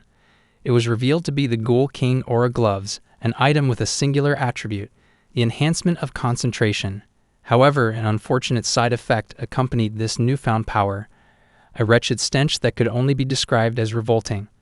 To soothe John's apprehensions, Namyung, the experienced sage of their group, offered his wisdom. He explained that concentration was not limited to improving one's accuracy in combat. It held immense utility in crafting magical items and harnessing the arcane arts. As for the noxious odor, Namyung assured John that it would gradually dissipate, sparing him from long-term olfactory misery.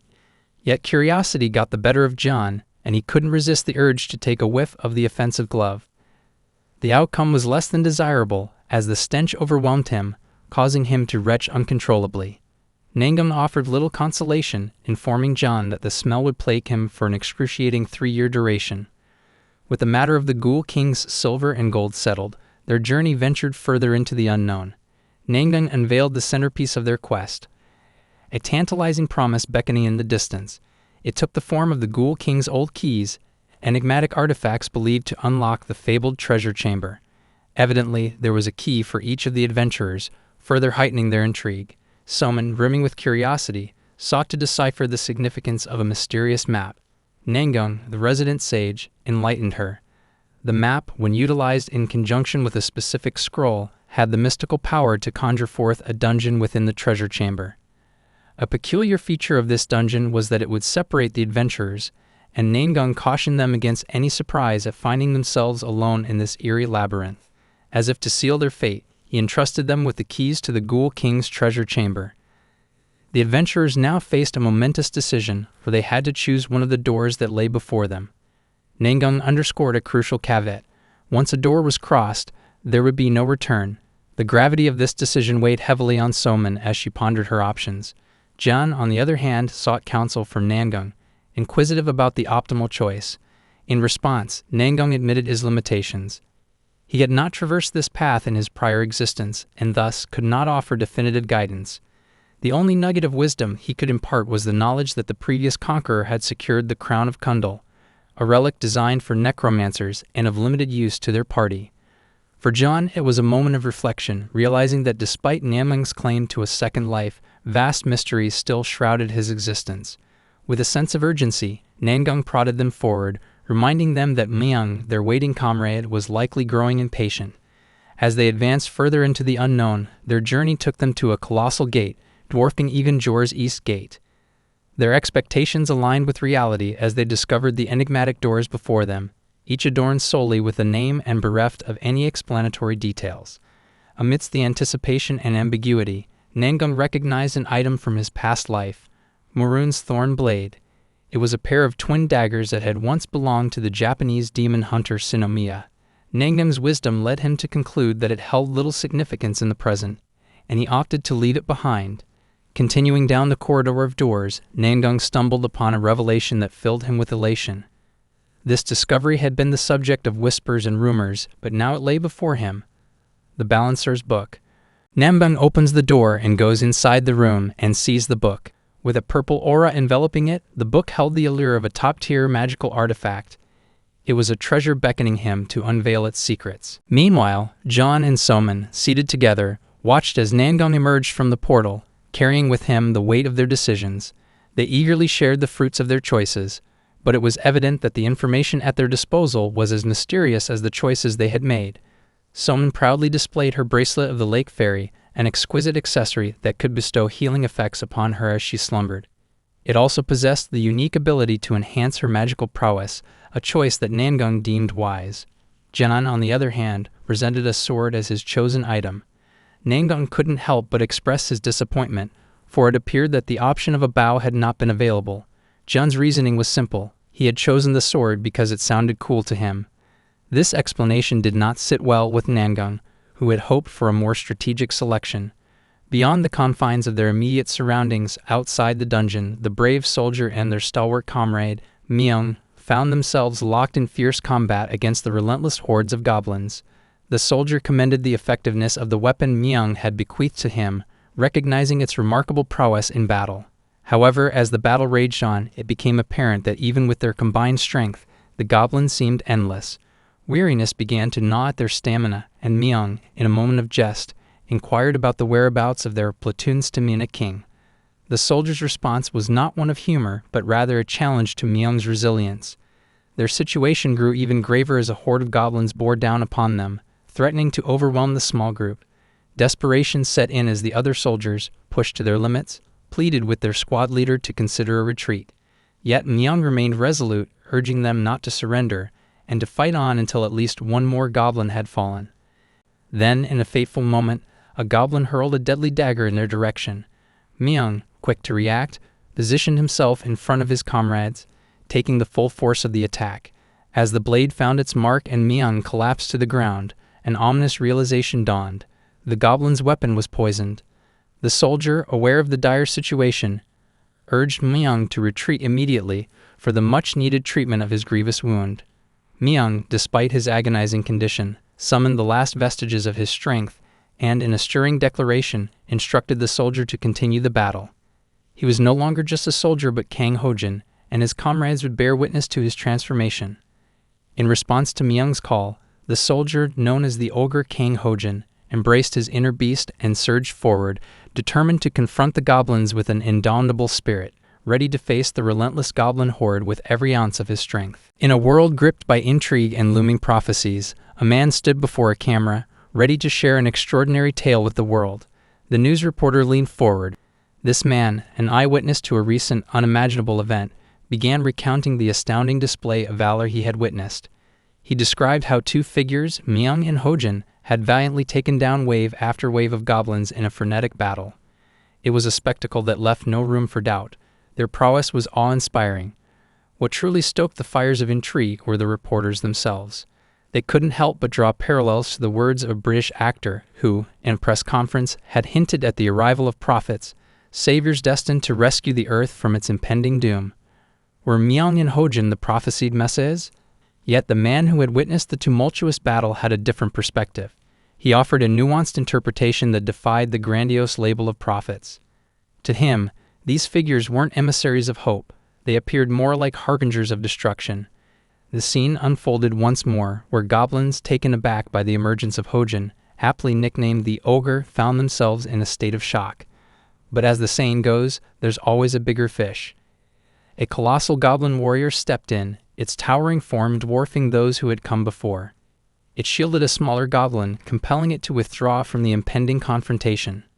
Namyung, ever astute and quick to assess, noted that while this goblin warrior was smaller than the one he had faced earlier, the prospect of Hojin confronting it alone remained daunting. It was a testament to the immense challenge that lay before them. A brilliant idea sparked in Namyung's mind as he scanned the scene, his gaze settling on a nearby vehicle. As the goblin warrior launched its assault upon Hojin, a battle of titanic proportions unfolded. Hojin deftly blocked the initial attack, countering with a powerful punch that struck the goblin squarely in the abdomen. The goblin, taken aback by the strength of this human adversary, couldn't comprehend the force behind the blow. Hojin, often referred to as the ogre, had unlocked a unique state that defied ordinary human capabilities. In this state, Hojin had mastered the art of controlling his breath, deliberately reducing the blood flow to his brain. This strategic compromise, which may sound perilous, allowed Hojin to redirect that blood into his muscles, granting him superhuman strength and enhancing the regeneration of his muscle fibers. The goblin warrior, bewildered by this extraordinary feat of strength, found itself on its knees after Hojin's mighty strike. Sensing the imminent danger, another goblin leaped in, attempting to stab Hojin, but the attack had little effect, and the goblin met a swift and merciless demise. However, the goblin warrior, not one to be easily vanquished, unleashed a furious punch upon Hojin, sending him sprawling to the ground.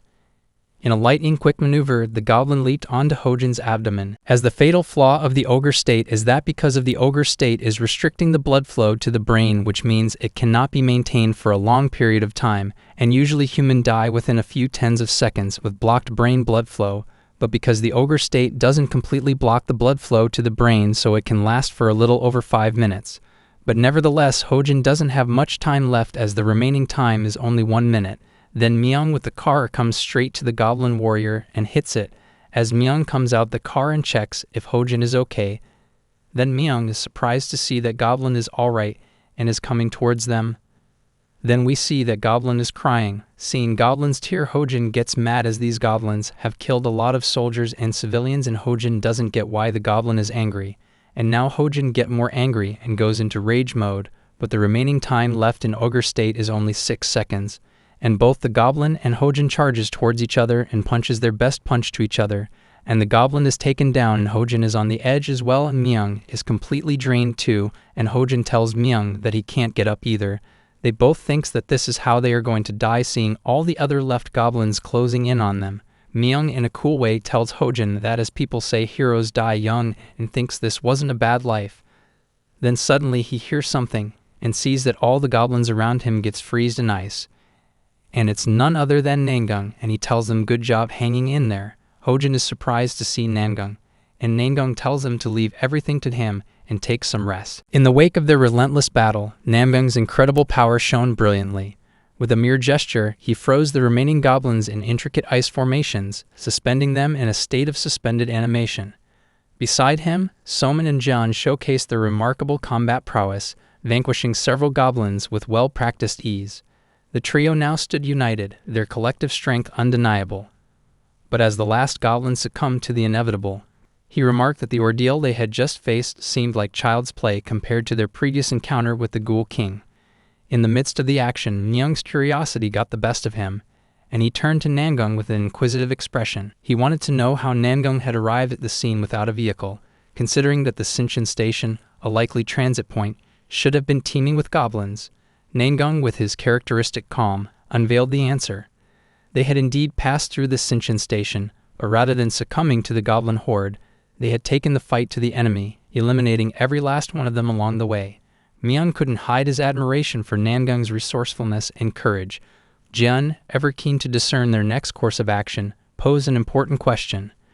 With their newfound strength and a plan to rescue his father, he was ready to execute the next phase of their mission. His inquiry pertained to the elixir needed to heal his father, but it came with an intriguing twist. Jun recalled Namyung's mention of acquiring elixir with their dungeon rewards. However, he couldn't help but wonder how they would amass the required 400,000 heads for such a substantial purchase. Namyung's response offered a tantalizing glimpse into his foresight. He clarified that the heads for this purpose wouldn't come from the dungeon reward itself. Soman, her curiosity fully piqued, leaned in to ask Namyung about the reward he had procured within the dungeon. Namyung did not keep her in suspense and produced a remarkable item, the Book of Balansar. But it didn't end there. The real secret lay in the book's ability to summon additional items by using material as a catalyst. Soman contemplated the implications. Using a rare material would surely yield the most significant benefits, but she wondered if the choice to do so was worthwhile. Namyung, never one to leave questions unanswered, reached for the rare locket they had acquired in the dungeon. Namyung's actions triggered a series of events. The Book of Balansar activated, consuming the material and providing a notification about the item grade it would summon. The room seemed to come alive as the book radiated a brilliant light, transforming into the highest grade item, the Book of the Great Balansar. Namyung unveiled the book's unique capabilities. By offering a single material, they could procure a higher grade item of the same type. The range of potential items spanned from magic to epic, with the summoned item's grade always exceeding that of the material. The Book of the Great Balansar came with extraordinary power and potential. Namyung had a solution ready and presented Namyung's sword, the highest grade item currently in their possession. The book transformed the sword into an epic grade weapon known as the Sword of Penitentian. A notification provided insight into the sword's origin, revealing it to be a creation of the executioner Tanian, forged from the remnants of his own weapon as he sought redemption. The blade, having absorbed much blood, harbored unique properties. Blood could activate a special power within it, making it a formidable weapon indeed. Myung, now elated at the prospect of Namyung's ability to use necromancy, couldn't hide his enthusiasm. The newfound potential was a gift that would serve them well in the battles to come. He expressed his gratitude, recognizing the impact this change would have on their future endeavors. Myung was eager to identify his next weapon of choice, given the transformation of his previous sword. Namyung didn't disappoint, handing him the sword that had demonstrated the power to freeze the goblins. Myung was intrigued and eager to wield it, yet Namyung offered a crucial piece of advice. Namyung emphasized that John had selected the sword with great care, and it was not a random choice. It was a reflection of his understanding of swordsmanship. Myung accepted this guidance, recognizing the importance of wielding the sword with respect for its true potential. With the pressing matter of their head's requirement for the elixir in mind, John raised a valid concern. Namyung's response was nothing short of astonishing. He revealed that he had already secured the necessary 400,000 heads by eliminating every goblin in Sinchon Station. For his efforts, he had earned the title of Goblin Ruler, granting him access to the Goblin Vault and a haul of 550,000 heads. Jun couldn't help but be impressed by Namyung's resourcefulness and the sheer scale of his accomplishments, and they now had the means to secure the elixir for Jun's father. Namyung, now in control of the situation, outlined his plan for the immediate future. He instructed Myung and Hojin to attend the impending press conference, a move that left them both perplexed. Myung and Hojin's fatigue was undeniable, and dealing with the media might seem like an unexpected task given the circumstances. Namyung clarified that this strategic maneuver would serve to protect his identity and keep the other prophets unaware of his true role. With reassurances from Myung and Hojin that they could handle the media scrutiny, Namyung's plan was set in motion. Their growing popularity was a testament to his foresight, as the world's eyes increasingly turned to these enigmatic saviors. As the group prepared to part ways, they exchanged farewells, knowing that the path forward held both challenges and opportunities. Their journey took them to a nearby hospital, where a chilling discovery awaited them. The presence of a few goblins, even with the deployment of police and military forces, shouldn't have thrown a hospital into such disarray. Jun, pressed by concern, informed Namyung that his father was in the intensive care unit, adding urgency to their quest. Jun led the way, anxiety etched on his face as he navigated the labyrinthine corridors, searching for his father's location. But as they advanced further down the corridor, a cry for help reached Namyung's ears. His instincts guided him to the source of the distress, while the children continued down the hall. There, Namyung discovered a woman on the ground, her face etched with fear and exhaustion. The woman described the horrors that had unfolded in the hospital, where a group of suspicious individuals had wreaked havoc and devastation. They had murdered countless innocents and harvested their heads, leaving a trail of death in their wake. Yet, to Namyung's surprise and horror, the culprits were not goblins, but humans. As Namyung pieced together the woman's story, as she asked Namyung to help her in getting up, Namyung picks her hand and helps her get up quickly. Then the scene shifts to the kids, where Somin heard some noise behind her and wonders what is going on, and John tells her he didn't hear anything and tells her to keep running. Somin sees that her dad has also disappeared and wonders where did her father go to. John tells her that it's her father's second life, had recalled something significant and departed urgently. In light of the circumstances, searching for him would have to wait. Resigned to this reality, Somin agreed to accompany John to check on his father's condition, recognizing that their current situation required their immediate attention. The narrative shifted once more to Namyung, who found himself face to face with a female assailant, her sinister intentions laid bare. Her weapon, a ring harboring a shaken's needle, was poised for a deadly strike. With a calculated move, Namyung sidestepped her attack, narrowly escaping the fate she had planned. The woman, seemingly undeterred, inquired about Namyung's keen instincts and how he had managed to elude the poison's effects, which had incapacitated most of the hospital's occupants. Namyung attributed his survival to the runes of legurity he had acquired from a dungeon, a precious boon that had granted him extraordinary agility.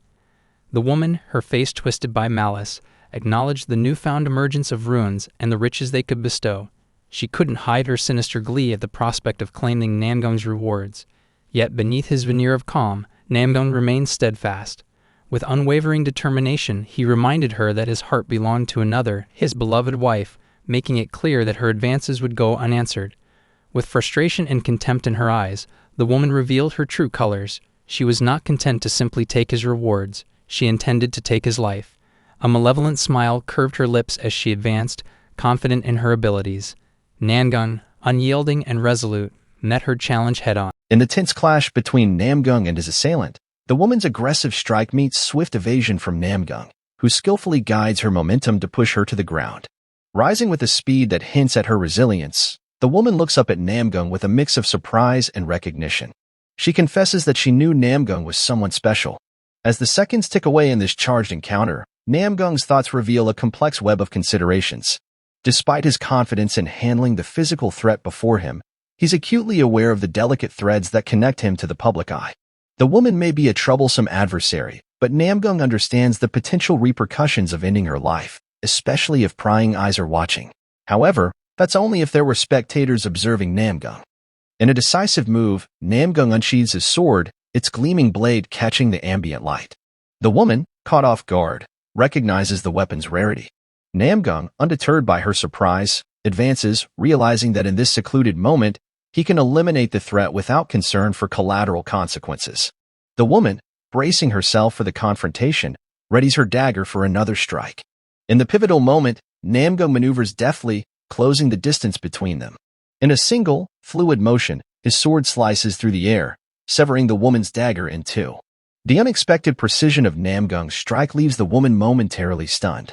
Here, the narrative takes a fascinating detour, drawing a metaphorical parallel between this confrontation and the dynamics of a world on the brink of apocalypse.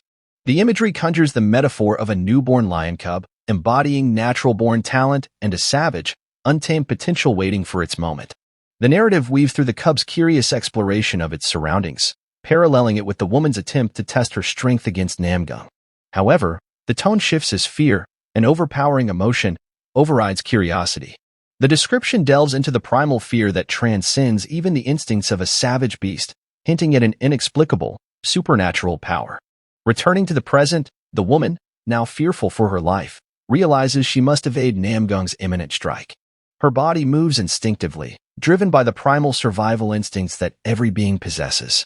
In her desperate sprint, she begins to form an opinion about Namyung, labeling him a tyrant. It's a moment of realization for her, understanding the weight of her predicament at the hands of someone with the power to dictate life and death. As Namyung, poised to eliminate his adversary, prepares for the final strike, the woman closes her eyes, resigned to what she believes is her inevitable demise. In the midst of the confrontation, Namyung's focus is abruptly redirected as he hears the familiar voice of Sophie calling out to him. John arrives with Sophie in tow, bringing news about John's father. The relief is short-lived as John explains that they are missing the crucial elixir. This revelation prompts Namyung to act swiftly, sensing the urgency in their situation.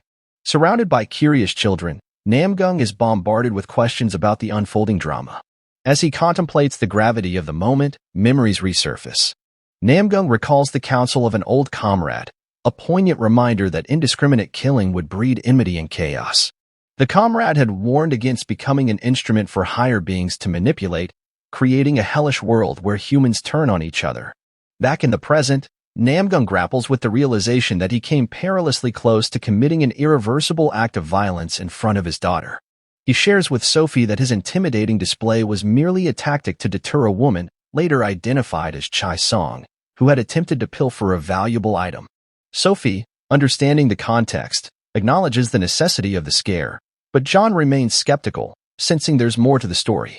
Namyung, aware of the delicate balance between power and responsibility, cautions Chai Song against repeating her actions and advises her to stay out of his sight.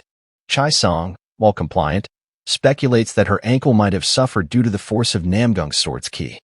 John urges Namyung to hasten to his father's side, and Namyung, promising to join them shortly, lingers to inquire about Chai Song's name. Her response, met with Namyung's assurance that he will remember her, adds a layer of complexity to the unfolding narrative. The scene transitions seamlessly into the room where John's father lies, and Namyung, with a sense of purpose, removes the mask obscuring the elder's face. Namyung carefully administered the elixir into John's father's mouth, watching as it cascaded gently. As the elixir took its effect, John's father gradually stirred, his eyes slowly parting to reveal the renewed spark within. The narrative takes a leap to the England Disaster Response and Control Center, where a girl briefs Alec on a news video. Alec, having seen the footage, expresses disbelief at the presence of two extraordinary individuals in Korea. The introduction of a soldier named Kong Johan. Alec receives information about Kang's impressive skills, particularly noting the ordinary weapon Kang employs. The girl, cautious about relying solely on information, suggests that Kang's companion wields a unique sword not commonly found among giants. Alec, contemplating the diversity of items among prophets and regions, is skeptical of the rarity of the sword. He considers the possibility that Kang Johan might simply be another prophet, similar to Alec himself. To investigate further, Alec unsheathes his own sword, signaling his team to gather around. He theorizes that if Kang Johan's companion is indeed a fellow prophet, it would make sense for him to wield a specialized weapon. This deduction leads Alec to conclude that meeting with Kang Hojin is essential to locate the mysterious man. The girl expresses concerns about Korea being in the global spotlight, deviating from their original plans. Alec acknowledges the shift but emphasizes that the spotlight must always be on him, believing that only he can thrive in such prominence. Inquisitive about Alec's intentions with Kang Hojin, the girl probes for details. A team member suggests attempting to recruit Kang and his companion, arguing that having them on Alec's side is preferable to the alternative of them aligning with another prophet. However, the girl raises the prospect of refusal, questioning Alec about his plan if Kang and his companion resist joining forces with him. Alec responds with unwavering determination. He asserts that he will sever any alliances that oppose him, firmly holding the reins of power. The scene unfolds with Namyung, Sophie, and Mia-hoon confronted by the grim sight of their house reduced to ashes. Mia-hoon, still processing the events surrounding the time of dusk, expresses disbelief that such devastation could befall Namyung's home. Speculation arises about the culprits, with Mia-hoon suggesting goblins as a potential source of the destruction. However, Namyung offers a different perspective, proposing that the Yiksha likely miscalculated their landing coordinates. He reveals that not only Gyu-ryu but all the Yikshas seem to have made an unexpected return. Myung-hoon, seeking clarity on the house's condition, prompts Namyung to share more details. In response, Namyung reassures him, unveiling the existence of a prepared panic room, a safeguard against unforeseen emergencies. This revelation surprises Myung-hoon, prompting him to inquire about when Namyung had undertaken such proactive preparations and whether it was in anticipation of the impending apocalypse. Namyung clarifies that the precautionary measures were specifically for potential attacks by soldiers, showcasing his forward-thinking approach to security. Myung-hoon, impressed by Namyung's foresight, acknowledges the strategic readiness displayed. Namyung proceeds to reveal an underground room access through a concealed door. As they enter the subterranean refuge, Sophie expresses her displeasure with the surroundings. In contrast, Myung-hoon sees it as a haven equipped with essential supplies. Namyung notes the shortcomings of modern architecture in the face of apocalyptic challenges and envisions strengthening the building using items provided by Jor. He introduces a goblin stronghold crystal, a mystical artifact designed to enhance the structural integrity of their refuge. Activating the crystal bathes the underground room in a soothing blue aura, orchestrating a remarkable transformation. What was once a stark chamber evolves into a wooden dwelling with shelves and a table, presenting a more homely environment. However, Sophie remains unconvinced, her dissatisfaction apparent. Namyung reassures her that the current setup is temporary. With future development and upgrades, the stronghold has the potential to become a secure sanctuary. Reflecting on his past experiences, Namyung muses about never encountering a level 1 stronghold like this before. Myung-hoon, in contrast to Sophie, expresses admiration for the upgraded environment, finding the underground dwelling cool and practical. Yet, Sophie's discontent persists, prompting her to seek answers about when they will vacate this place. Namyung's focus shifts to his phone, contemplating the likelihood that Hojin has already received a message from Alec. With a sense of urgency, he realizes it's time to set his plan in motion. The narrative transitions to a plane carrying Alec and his team. Abruptly, Alec receives an unexpected call from an unidentified number, prompting speculation from the girl and Alec's team about it being Hojin. Alec, however, silences her and answers the call. The mysterious caller warns Alec that the Pathfinder of the Fog's prophet is observing him and advises caution. Perplexed, Alec attempts to ascertain the caller's identity, but the call abruptly terminates. Alec grapples with the weight of this warning. He recalls the reputed abilities of the Pathfinder's prophet, namely foresight, a powerful ability allowing one to glimpse into the future. Alec ponders the caller's assertion that the Pathfinder can manipulate this foresight. If the caller's information holds true, Alec realizes the Pathfinder's prophet is aware of his journey to Korea. Responding to this revelation, Alec instructs Johanna, a member of his team, to reschedule the meeting with Kong Johan, recognizing the need to alter the course of events. Returning to Namgung's perspective, he anticipates Alec grappling with a myriad of ideas, confident that Alec is unknowingly falling into Namgung's strategic design. Myung-hoon emerges, curious about the nature of Namgung's call. Namgung reveals that he informed Alec about Ninagawa Erika's watchful eyes. Myung-hoon queries if Namgung directly contacted Erika. Namgung clarifies that, in this particular life, he has no direct connection with Erika. Instead, his emphasis lies in manipulating Alec's perception, making him believe Erika is closely monitoring his actions. Namgung exploits Alec's psychological vulnerabilities, intending to intensify them for strategic advantage. Additionally, Namgung envisions a plan where Erika is compelled to witness a future meticulously crafted by him. Namgung's strategic approach aims not only to exploit Alec's weaknesses but also to orchestrate a scenario where Erika feels compelled to witness the unfolding future crafted by Namgung.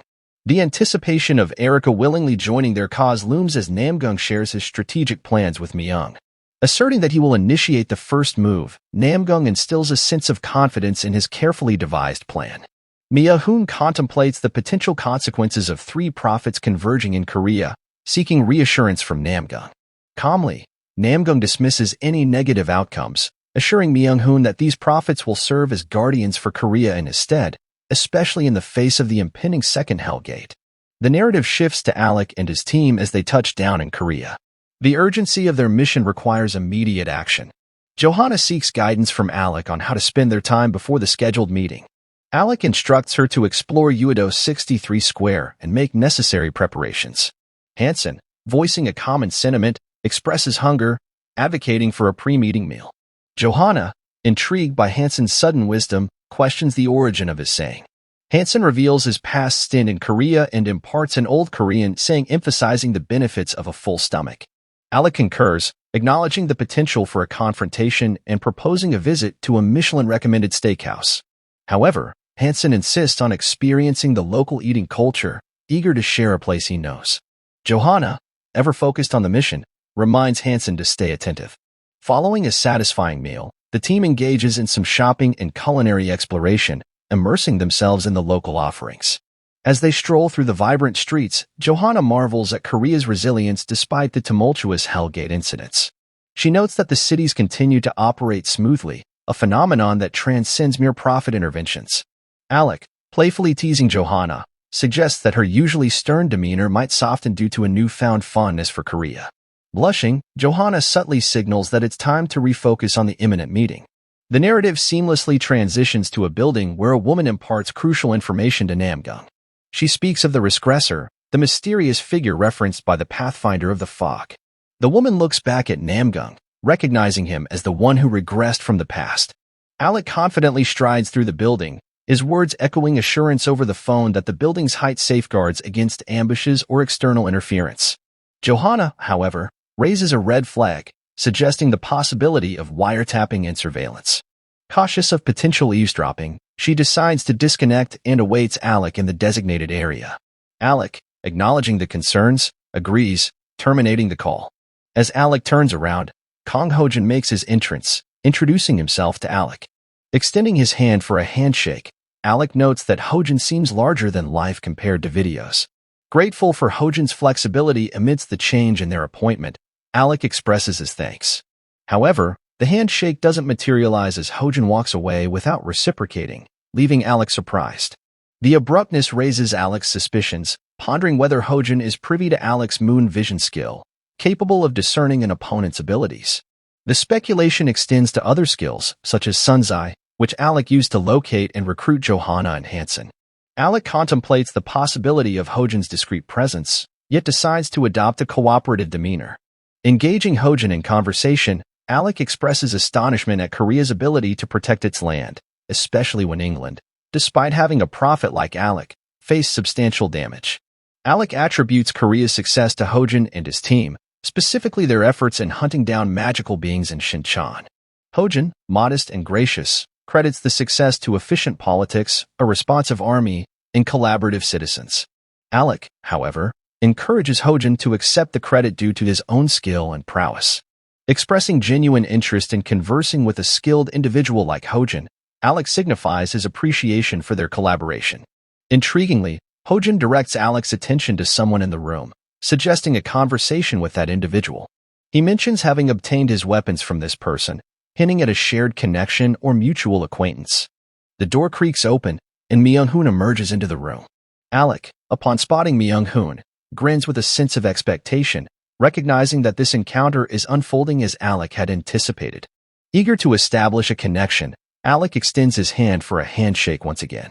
However, Myung-hoon declines the gesture and promptly introduces himself as Choi Myung-hoon, revealing his past association with Captain Kong.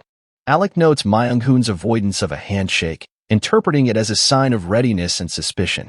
In Alec's eyes, Myung-hoon appears prepared for the unfolding exchange, reinforcing Alec's belief that his extraordinary abilities are now exposed. Nevertheless, Alec remains undeterred, acknowledging Myung-hoon's military background and complimenting his exceptional movements as a former soldier. Alec subtly implies that Myung-hoon's experiences as a soldier set him apart from Alec, an actor. As the conversation unfolds, Myung-hoon astutely remarks on Alec's status as a world star and his role in disseminating information about the prophets through the media. Alec, quick on the uptake, deduces that Myung-hoon is likely a prophet himself. Myung-hoon, however, exercises caution, expressing uncertainty about Alec's intentions and categorizing him as a potential adversary. Responding with a congenial smile, Alec concurs with Myung-hoon's sentiment, acknowledging the importance of doubt in a leader's decision-making.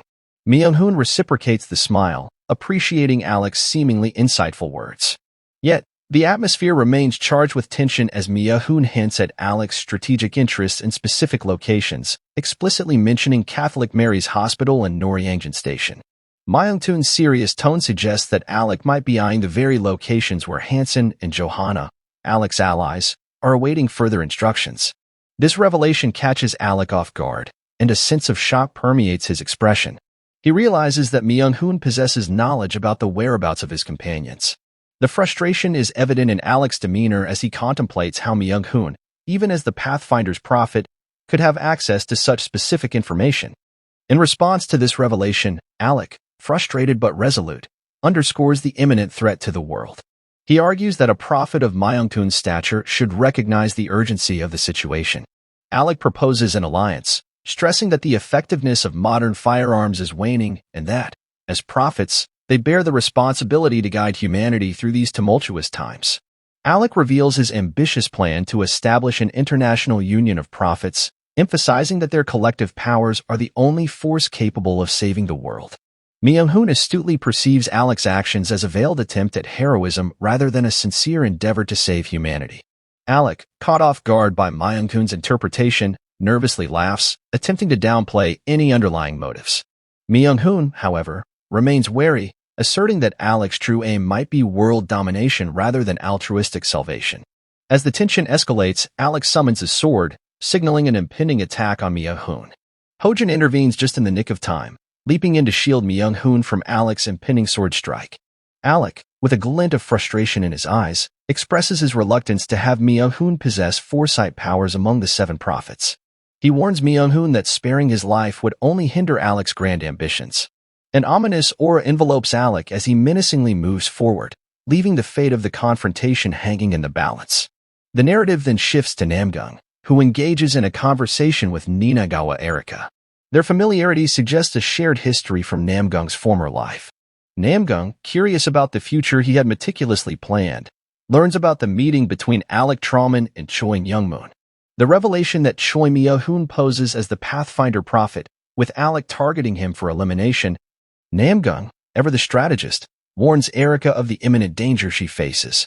If Alec discovers that she is the true Pathfinder of the Fog's prophet, he will relentlessly come after her. Recognizing the urgency, Namyung urges Erika to form an alliance with him. His unique ability as a regressor, someone who knows the future without relying on foresight powers, makes him a crucial ally in navigating the tumultuous events about to unfold. Erika, grasping the gravity of the situation, admits that she came to Korea with the realization that an alliance with Namyung is her best chance at survival. Namyung, outlining the terms of their partnership, emphasizes that Erika must adhere to his rules. Despite any reservations she may harbor, Erika, driven by the urgency of the impending threat, sets aside her pride and chooses to align herself with Namyung before Alec arrives on the scene. Namyung commends Erika's wisdom, acknowledging her astuteness. In response, Erika humbly conveys that while she may not possess the ability to remember the future like Namyung, she can catch a fleeting glimpse of what lies ahead. In a pivotal moment, Namyung retrieves his phone, intending to share crucial information with Erika. As Erika listens, the unsettling revelation unfolds. Alec, with chilling intent, plans to eliminate the pathfinder of the Fog's prophet. The focus then shifts to Myung, who, as anticipated, shares on the phone that Alec is indeed plotting to kill Erika.